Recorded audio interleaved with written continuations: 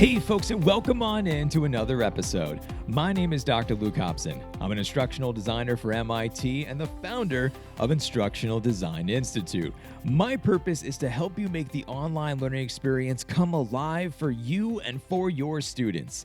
Today's episode is for all of you teachers out there. It's no surprise that more and more teachers are looking to transition into the instructional design field. And I was trying to think of who do I bring on the show to talk about how they made this transition. And then sure enough, I found the perfect person. Joining us today is Christie Kittle. She's a supervisor and lead instructional designer at Washington State University, and she's a former teacher. Christie breaks down all the steps that she took to transition from one role to another. She has an absolutely awesome story, and if you're a teacher, this is the episode you need to listen to. Before I go any further into today's show, I want to give a shout out to Instructional Design Institute.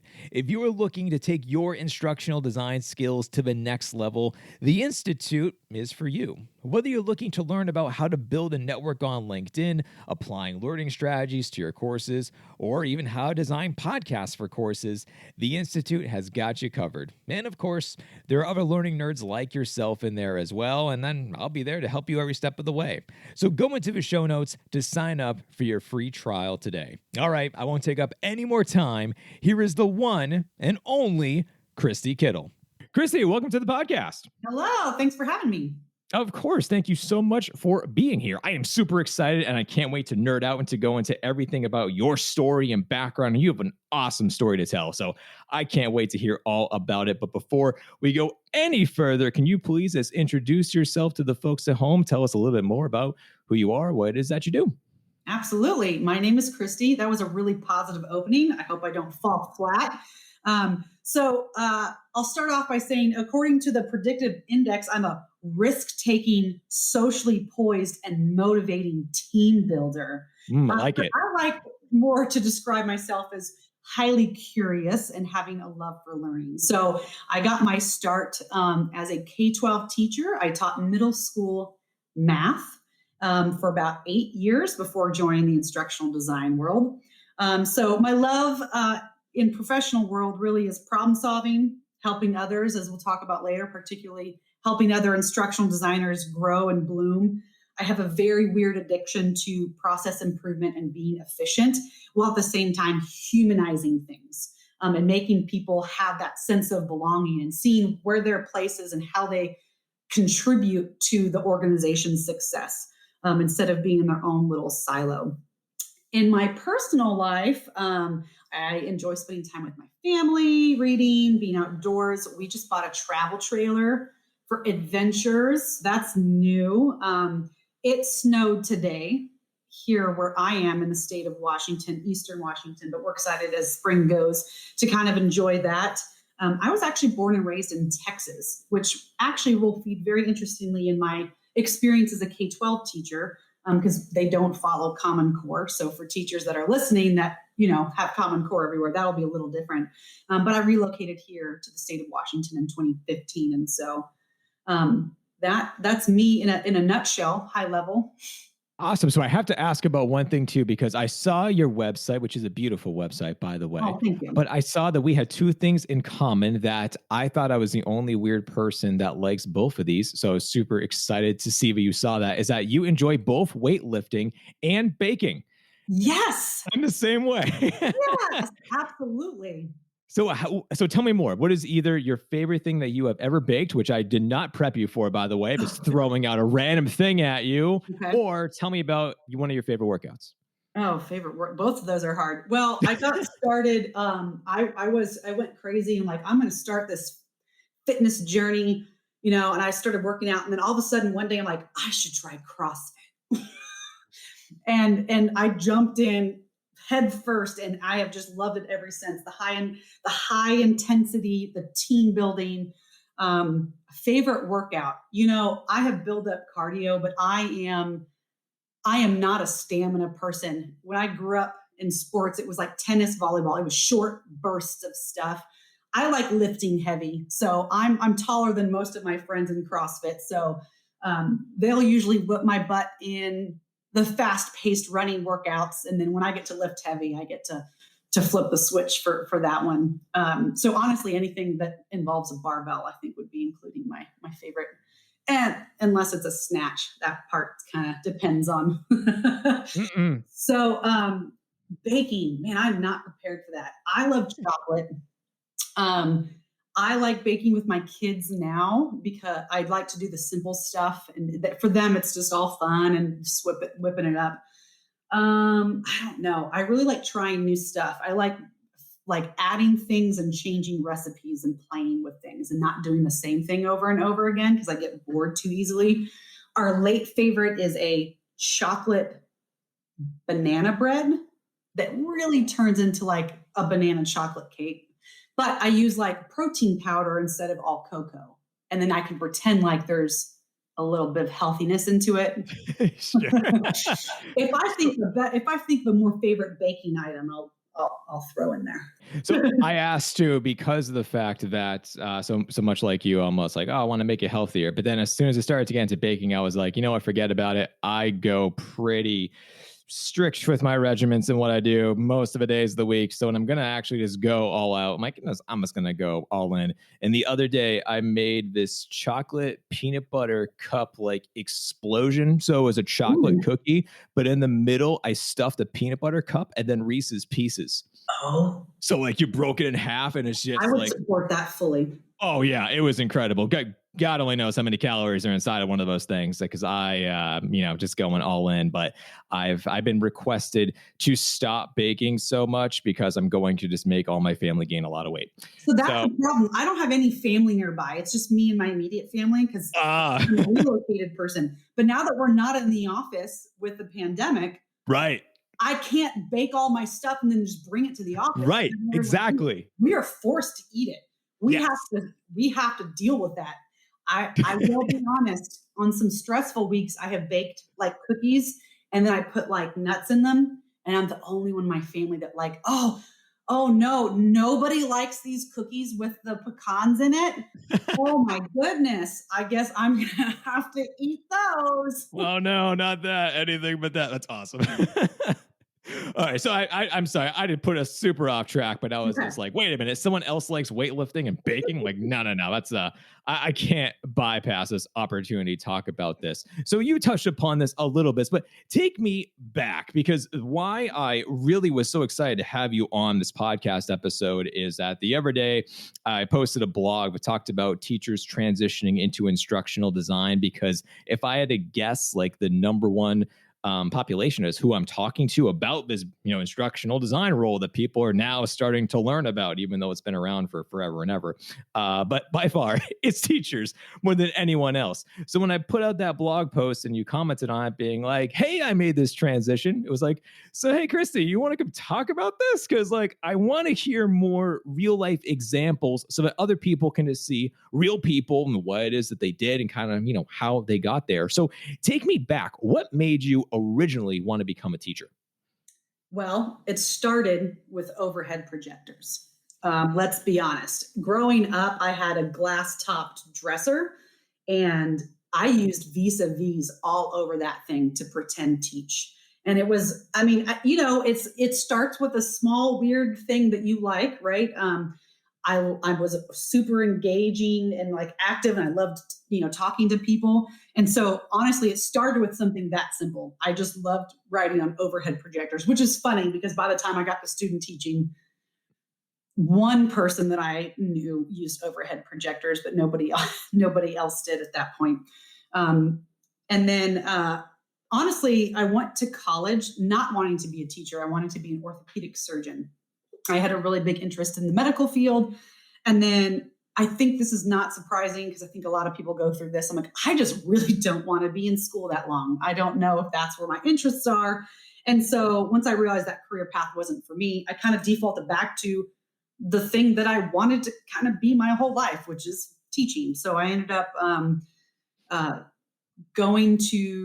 I went to like 3 different schools. I kind of transferred, changed my majors a bunch of times. And once I finally settled, I went to a bachelor's program that was originally a teacher's education college. And so that's where I want to go. And so I did that. And Um, I loved the teaching and learning, and I loved guiding people through stuff.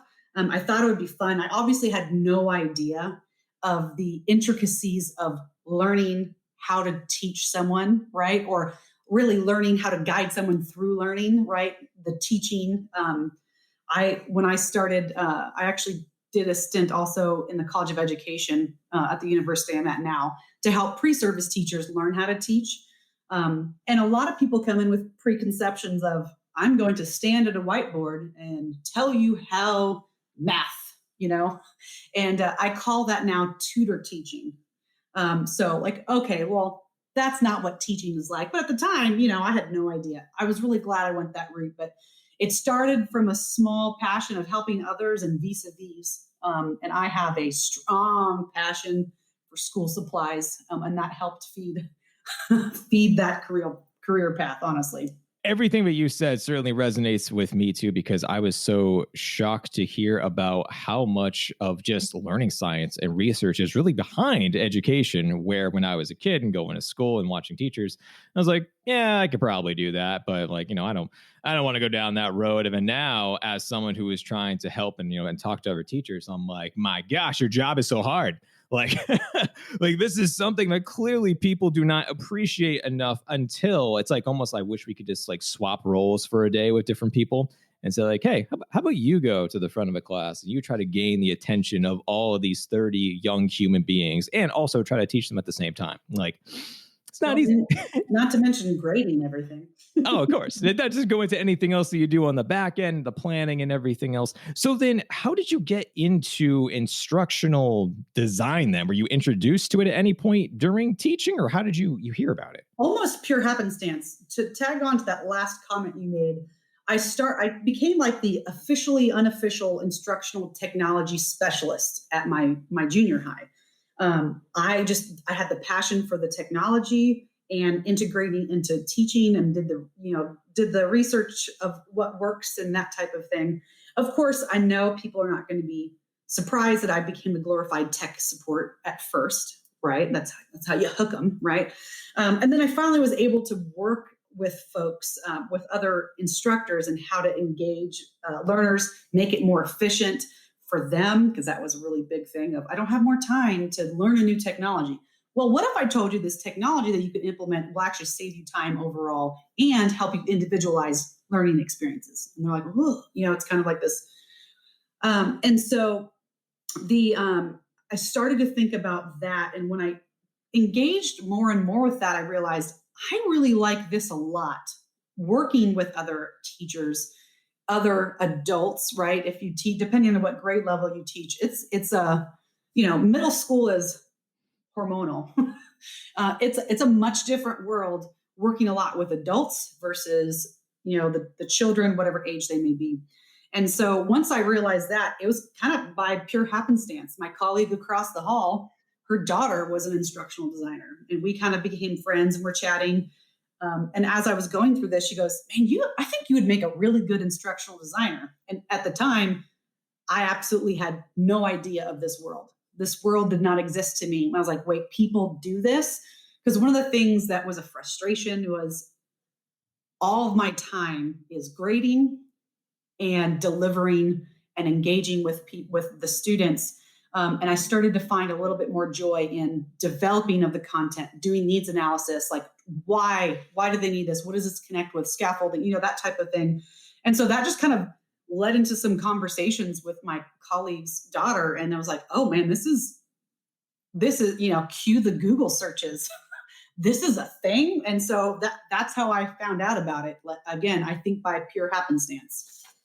I was also absolutely shocked to hear that this was a thing too. Like the fact that someone is able to design education like this way in the back end and have to do all this planning and figuring out from the outcomes, objectives to what types of activities actually fit into everything. I was like, all right, this has to be the coolest thing ever. And I was always wondering, I was like, well, then how do I actually become this instructional designer? Because I kept on connecting and networking with more people, just trying to see if all these coffee chats would eventually pay off down the road. And it has years later of networking with these different people. But at first, I couldn't do it. Like could not get someone to actually either A, interview me, or B, when I finally got an interview, they're like, no, it's not for you. It's not the right time. So I know that many people are facing the same type of challenge where they're there, but they're not. So it's like this issue of trying to be able to showcase your value and your skill set, because teaching and instructional design certainly go hand in hand for many things. So what step did you take after this to actually try to use and incorporate your teaching background and make it more appealing to hiring managers? And I'm not sure if you did, like, I have literally no idea what you did for resume, portfolio, CV. I don't have a clue of what you did. So I am all ears of Yeah. what steps you took. First and foremost, I was lucky enough to have my colleague's daughter, and I was able to get her feedback and insight of that type of world. The first thing I noticed was the vocabulary. K-12 and higher ed have very specific vernacular that is kind of off-putting to hiring managers and organizations in corporate. And so the first thing we noticed was we were talking about and knew the same things, the instructional designer and me as a teacher, but we just called them different things. So part of it was doing those Google searches, learning about instructional design and the process that you would go through, and making those alignments of what I already do, so for a lot of teachers, just in your classroom, a lot of those alignments of objectives, that type of thing, assessment. And then for me, I had the added positive component of being that instructional technologist specialist, because I was also able to help other adults, right? So I was kind of missing the andragogy piece, the adult learning theory. And so for me specifically, I did a lot of just Google searches and professional development as much as I could. I did trials for authoring tools. I had fallen upon Adobe Captivate and found out that my school district had some software licenses. I don't know who actually used it. It sounds like the district was, because it was a very large district, kind of sounded like they're like, this could be cool, and purchase a license and had it sitting around. I was like, I'll use it. So I was able to make some mini modules that helped me build the portfolio, because that is one of the big things that I was in my reading and through another designer is portfolio, right? They kind of want you to come in with either experience or education or both. And the experience, they want a portfolio. Okay, well, I mean, what am I going to do? Send them my 7th grade math lesson plan? That's not going to work. So I did trials, built those mini modules, played around with it. Lastly, and all of this is that I know you're going to ask about it, before I actually got my master's and signed up for a master's program, I signed up for ATD. At the time, it was ASTD. And so I became actively engaged there. I was in Houston at the time. I was involved with the young professionals, which was fun because we usually met at like breweries or other places. And so we got to hang out. I learned about a lot of different roles in the industry, different organizations, introduced myself to a lot of people before eventually making that decision of, I want to get a master's in this as well. Hey, networking. Shocking. It's like it works. I know, right? What a weird thing to talk to other human beings and ask them more about stuff. No, that's awesome. And I love, too, the fact that you also mentioned specifically about trials, because I know that I keep on seeing people post about this on Facebook and LinkedIn, where they almost skip that. Or they're like, I'm not sure if this $495 license is worth it. Should I buy it? And I'm like, wait. Why? Hold on. Like, why don't you use the free trial first? See, watch a couple of videos, see if it's right for you before spending all of this money on just one tool, when in instructional design land, we use like a million different tools. Mm-hmm. And you have no idea, too, what tools the organizations might potentially be using, because they could be different, and higher ed's different compared to blah, blah, blah. So how did you figure out which tools that you were going to use beyond just Captivate? Or did you just use Captivate because it was readily available, so you just rolled with that one? So what I really focused on, because of the transition, I tried to focus more on how I learned the technology and what I built. So in my resume, it was less about the tool itself, unless it was Adobe Captivate, because I think Captivate was enough to capture the attention of, they know an industry tool, and try to focus more on the products that I built. Captivate was chosen just because I found out my district had a license for it, and I was able to dig in more than just a trial. So that kind of is how that one fell on my plate. And I don't remember much about Articulate at all. So that was back in 2014, 13. I don't remember. So I don't even know if I remember Articulate very much at all at that stage. Camtasia was another one. And so again, it was kind of like I don't have a lot of money to throw around. Like you mentioned, all these expensive licenses. So I did trials for a few of them. And the one that I was able to long-term build, that's the one I stuck with, just to, at least so I could build something and say that I have some experience. It totally makes a ton of sense. And that's what I've told some people too, is that if you think of any of the popular learning management systems right now, they all have a free trial. And if you can showcase any of your work on there, and sure enough, if you use one, you can pretty much figure out any of them. Like, oh, Absolutely. the interfaces are close enough. And if you can't figure it out, there's a magical thing called YouTube that you can just search, and then it'll give you a walkthrough. So it's like, just do that, and it's another thing you could add into your portfolio. What surprised you about being a full-time instructional designer? Because I feel like we all have those moments. What got you by surprise? Right. I think the first one was the huge variety of roles across the industries. Within that, like, so external training, internal training. So whether it's compliance training or like HR, management, leadership training versus communication, there's so many different types. And a lot of the instructional design roles were very specific to one of those. Like this one's talent development specific, right? And that surprised me because again, I had no idea about the world of instructional design at all, yet alone where they lived. Within that, though, the thing that surprised me through networking and looking is the viewpoint of that training department at the organization. And because there are several organizations that felt very strongly about growing their own people, and those internal training was very important. And some others were seen as, well, we have to do this compliance stuff, and they didn't have a lot of budget, and everywhere in between. And within that, one of the surprises was, especially coming from K-12, we said, man, teaching is hard.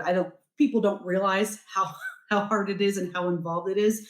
But you have like weeks of teacher appreciation and everybody loves you, right? Like, oh, you're a teacher, wonderful. And when I went into instructional design, I guess I didn't expect having to sell myself to SMEs so much and my purpose and my value. So just like me, I didn't realize that was a thing. So when I would work with a subject matter expert, so what exactly is instructional? What exactly do you do? And who do you work for? Like, where do you fit into this? And so I don't know. When I look back, I'm like, why was I even surprised about that? But apparently I was. So those are the big things that surprised me. They're kind of all interrelated. Oh, absolutely. The amount of conversations I have had describing literally what you just said, of just like, what is an ID? I'm like, what purpose do you serve here? I'm like, why do I need to talk to you? And I'm like, yeah, I know. But listen, like I can really help out. Just give me a chance. And that was definitely my most shocking moment, was actually like the fluctuation of how much some people were aware about instructional design, where if you talk to them, they would say like, they're on one end of a scale where they're like, totally, I worked with a ton of instructional designers. I know exactly what it is that we do. Let's get going. Like they were ready. Right. Others, they would send you a 700 PowerPoint slide deck and say, just become a magical wizard and make this for me. And you're like, so, hey, we need to talk. It's not what it is that I do. So I was really shocked at how different those perspectives were. Yeah, absolutely. I think almost every designer has probably experienced that. Here's my PowerPoint deck. Always. I'm done. Yeah, exactly. Well, you're going to build the class for me, so that's great. Just tell me when it's all set, and then I'll just kind of like pop my head in and kind of like maybe give it a check through, and we'll see. Yeah. That ties into another surprise of mine, is what the designers actually do. Some designer roles I've seen, they are building. They build and captivate. They take the content and make it where it's more receivable by the learner. Whereas some I've seen, they just build. Like, okay, we've actually created and done things. I just want you to build it and captivate, or storyline. And then, and also, I think I might talk about this a little later in one of our other questions, but in higher education, the way I am now, my organization is a service organization. So my role is actually more of a consultant in helping others make decisions, but they own the course and they build the course content. And our job is more consulting. Now, we still do trainings and we still create our own stuff, and we're our own subject matter experts when we help develop faculty with teaching and learning and tools. But when it goes to the actual classes that are seen by students, we are more consultants of how do I help you decide on assessment, decide on assignment, that type of stuff. So the difference in what you actually do as a designer is also one of those things that kind of shocked me, and how the hiring manager explains it to you is very interesting as well. Oh yeah, that's always interesting. Those poor people. Sometimes they just don't know, and you're like, I'm so sorry, but let's talk about this. I actually saw a job posting today that was really interesting and it caught my eye because, as you mentioned, instructional designers, we wear all hats, and sometimes the organizations are getting better about when they refer to instructional design. They will give you kind of like a hint as far as where is this more techie? Are you going to be doing something that's more along the lines of like outcomes and assessment level? Are you doing more like learning experience design? Like they're getting a little bit more granular with things, which is great. But one of them I saw today was just literally like being the UDL expert. Like they were looking for a universal design for learning instructional design. Right. And I was like, ooh, like that's really interesting, because a lot of organizations talk about how they realize now they're like, oh my gosh, accessibility is a humongous thing. We need to correct this, and all these different things of this nature. But then to actually see if somebody is being proactive and saying, no, we actually want a specialist in this field come and make our courses the best they can possibly be, blew my mind. It's like, oh, I'm going to share this job posting with like everyone I know who's in the area. Yeah. And I'm hoping I make UDL experts proud when I say, and I've been told by UDL folks several times, UDL is not accessibility. It can help support it, but the purpose of UDL, Universal Design for Learning, is that all learners can have access to that content. Yes. So I feel like any UDL experts should kind of raise the roof on that one. But that's rare. UDL is very important. That's an ongoing conversation where we are and what role it plays, and at the university as a whole, the online campus and all that type of stuff. So one topic that I would love to go down now is that you already alluded to this. You talked about a little bit, is how you actually went back to school to go back for your master's in instructional design. And this is another thing that keeps on coming about. And personally, I have mixed feelings because I know as academics, we naturally say, I have to go back to school. It's almost like an instinct. It's not even a, hey, is there another option? Am I already qualified? Should I, use my connections to try to be able to find something? It's like, that's not even a thought. It's just, I'll go get a master's.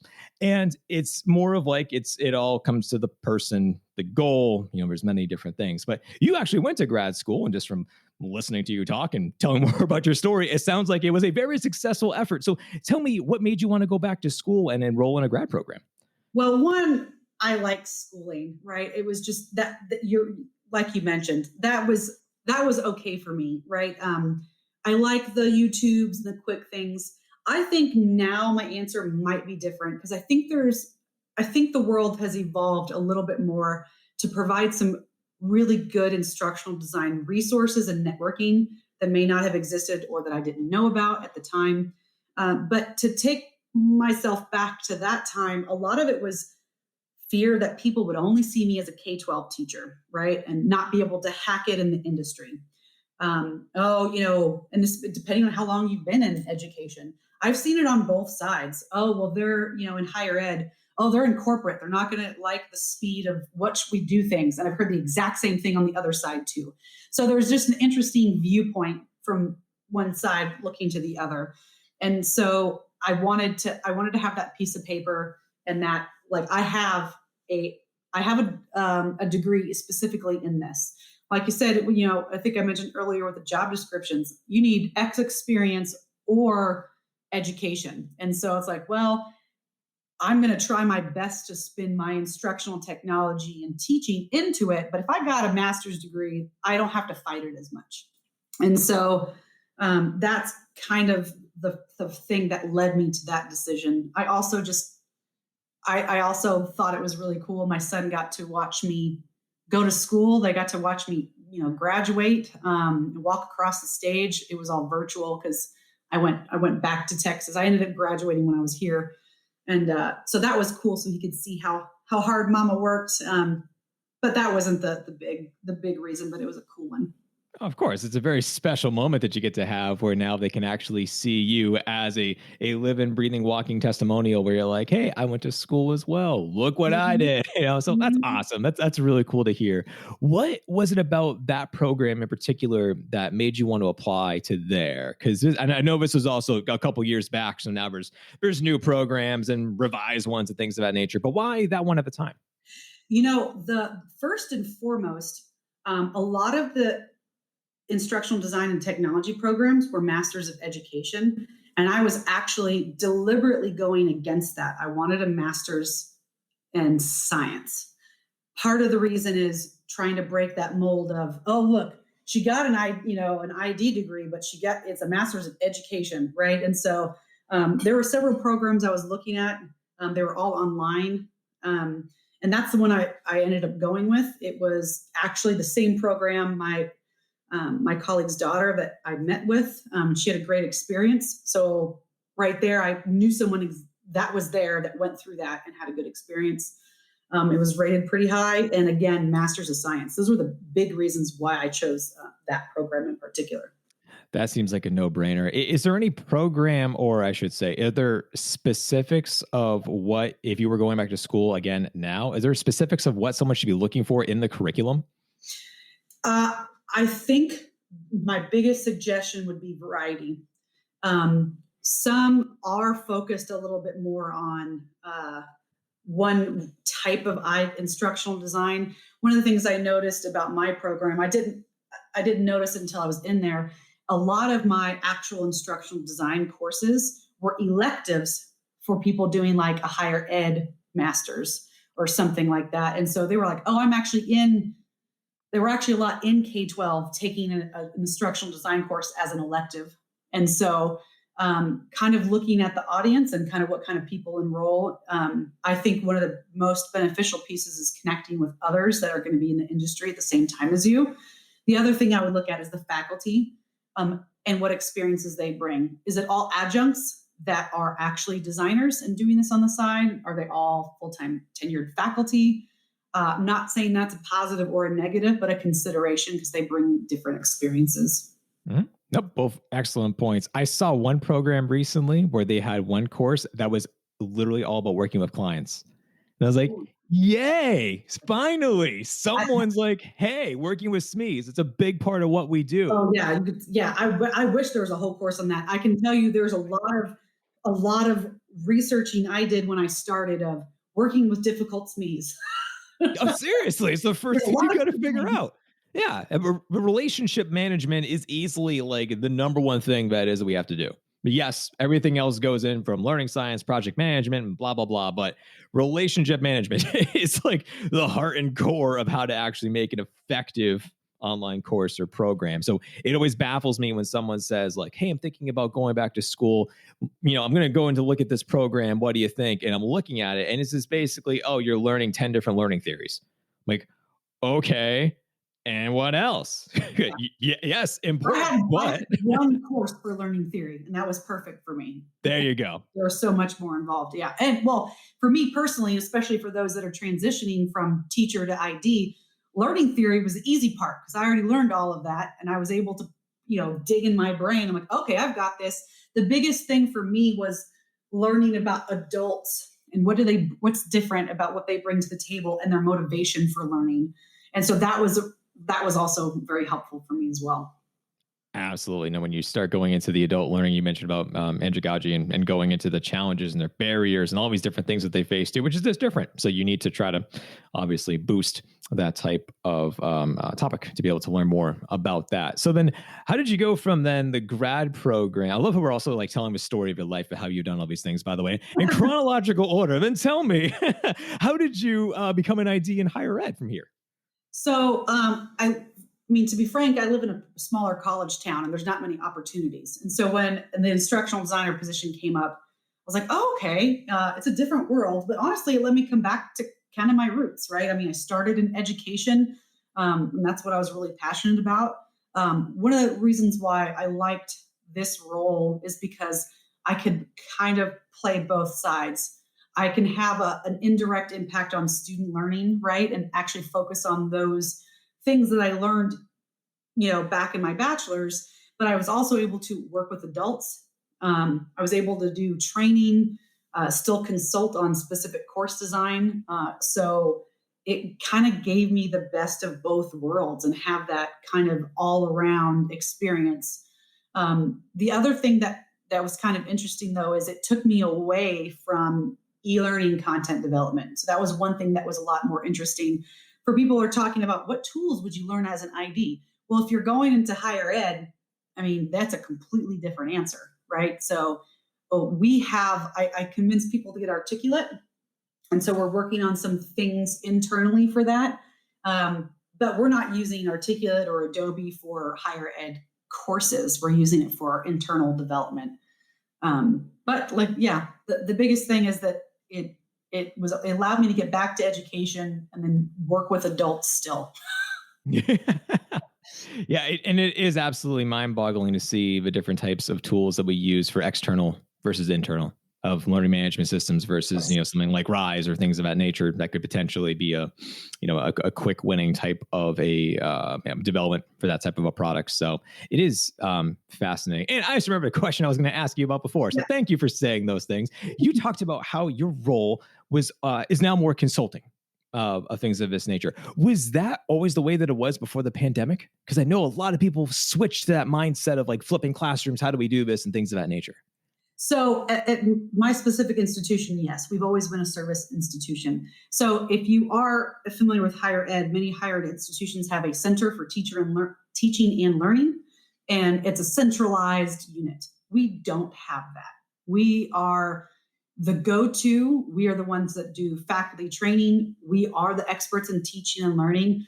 But in the end, the content is owned by faculty and the departments, and our job is to help guide their decisions, what considerations to make. Now, post-pandemic, we were still strong consultant, but we had to build a lot more resources to kind of help them every step of the way.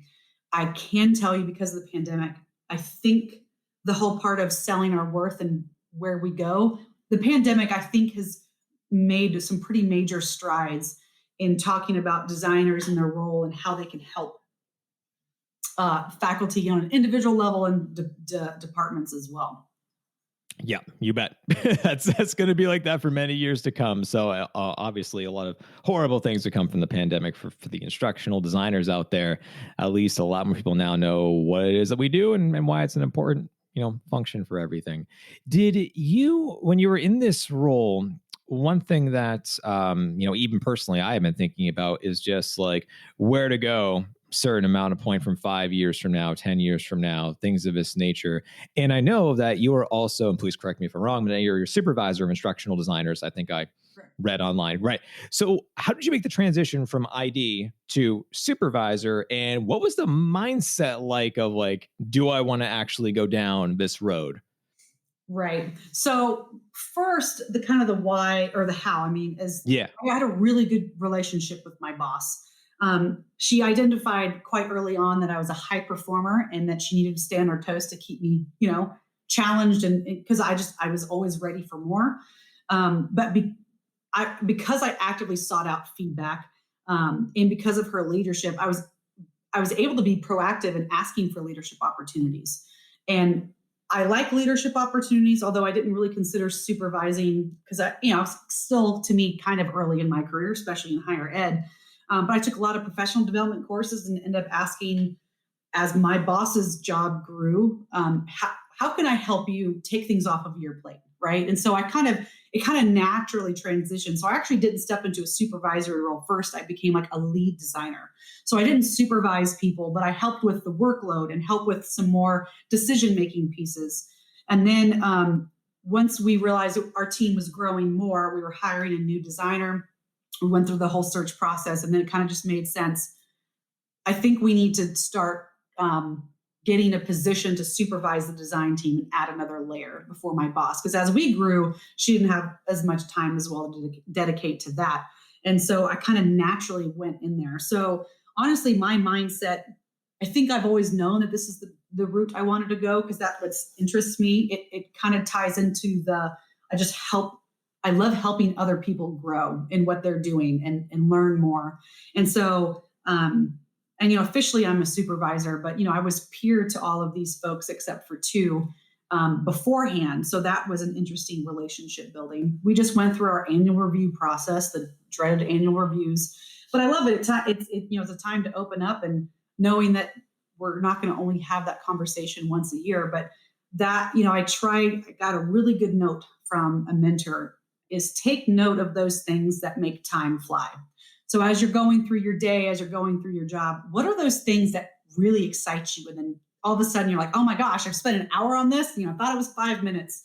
Make note of those things. Those are the things that really excite you and that can help take that next step for something you love more. And so it ended up being a kind of natural transition within my first 3 years at this institution to kind of just get into that role. Now, subsequently, my boss is actually retired. And so it's been very interesting. So I've taken a lot on her strategic planning piece, and we're transitioning LMSs. So we're also in the middle of that. Yeah. And so that kind of just seemed like the natural step for me. It's kind of like one of those things where the stars just seem to align for the needs of the university and that organization and what I could provide. But I also am a very big, people always say things will work out. Well, they work out because I work to make them work out, right? I actively say, this is what I like to do, and I ask for that feedback. I want to be better. Please be comfortable telling me what I need to do better, right? So, and being able to do that. Apparently, I get really excited. I can feel my heart rate going. I was going to say, awesome. This is the and for this podcast, I don't clip amazing quotes before the show and do the thing. But if I did, it would be your quote talking about how having time fly. That was phenomenal. I love that so much. I know people can't see us talking, but I was like, it's amazing. That's an awesome idea. That's phenomenal. And clearly, you're very passionate about what you do, leading people, helping others grow. So that's also wonderful to hear too, because the instructional design world, it's almost like you become such a good instructional designer that your next logical step is then to lead instructional designers. But then that kind of takes you away from diving into the weeds and actually building out the courses. So it's like certainly more of a transition process of going from one to another, because it is a different line of work. Absolutely. I'm really lucky right now because the way this is structured, I still have some design on my job description right now, because I'm helping with having my boss's position empty. I am not doing a lot of design because of that, but I still am in all the meetings with my team to help with trainings and different projects. So I'm still kind of close to it, but it is definitely a step that you need to be ready for, because again, back to that, what makes time fly? If it's building an articulate in Adobe and doing those things and problem solving those techie stuff, then that's your way forward. I mean, that doesn't mean you're never going to get to the point of manager. That's not everybody's role. I know a lot, and this is funny because it comes up in talent development a lot. The natural progression, well, I've been here for X amount of years and they're really good, so we should make them a manager. Doesn't mean that they're going to make a good manager. Well, maybe they want more opportunities and more freedom and more leadership opportunities within that position to do those things they love without managing others, right? And so some of that's organizational, some of that's personal. And I can tell you that different organizations have completely different career ladders. Some are junior, regular, senior. That's something we're working at. Because at the university I'm at, we don't have layers right now. We kind of just made the lead and supervisor for me. But my team has asked me what their next step is. Okay, well, what is that next step? Because they're not going to go through the same process, because then we would all be supervisors, right? So working, to try to figure out what that looks like so they're still engaged and they feel like they're moving forward. And the fun challenge for you, I'm sure, trying to also now coach these folks is what is instructional design going to look like in a couple years? You know, Absolutely. it could totally change. We don't know. We know a few things that are tried, true, and tested. They'll always be around, but our field is constantly evolving and growing. And that's what's also kind of exciting, though, is that, It you is. know, That's yeah. part of that professional development of always staying on your toes.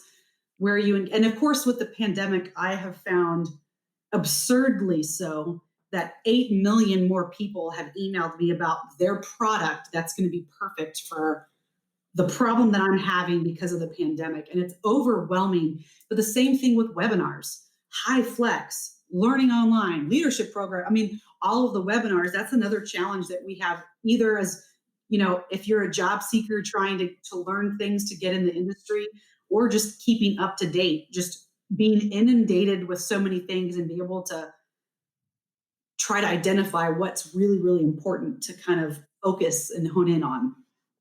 I love it. Let's end it on there because I feel like people need to actually do that. That is a huge topic Yeah. nowadays for research. That makes a ton of sense. So, Christy, this is awesome. I'm so glad you came on here, shared your story, and gave us some amazing tips and that incredible quote that I'm going to do something with. I'm going to put in the show notes or something. I don't know. I'm going to do something with it. But for the folks at home, where can they go to learn more about you, your work, and everything else? Yeah, absolutely. I would love to engage people with on LinkedIn.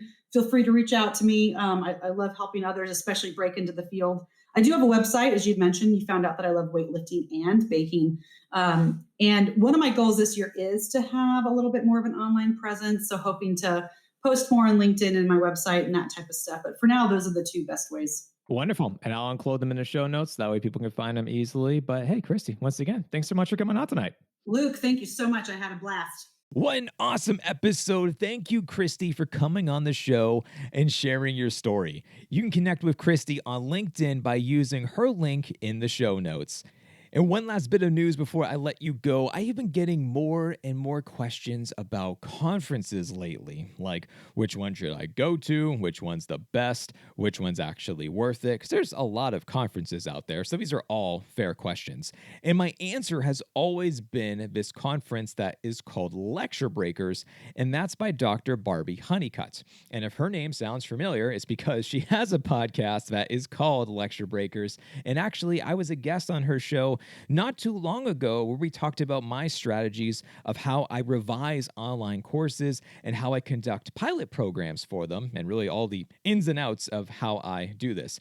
And Dr. Barbie Honeycutt is a wonderful friend of mine, so her conference I know has always just been absolutely top-notch fantastic. And this year, I am actually presenting at Lecture Breakers. So this is a live virtual event between June 8th and June 10th that's going to really help you create amazing learning experiences for your students and give you the opportunity to connect with other educators. And my workshop in particular for this one is going to be all about scenario-based learning. If you've been listening to this podcast for any period of time, you know that I love SBL. It's one of my favorite learning strategies. So come nerd out with us over in June. I will teach you everything I know about SBL and how to really make something amazing for your own online learning experiences. To sign up for the entire conference and see all the other fabulous guest speakers too, you can go down to the show notes, click on the link to sign up, and then it's going to pop up all the information and the overview that you are looking for. All right, my friends, if you liked today's episode, as always, give it a 5-star rating wherever you listen to podcasts. And until next time, stay nerdy out there, and I'll talk to you later.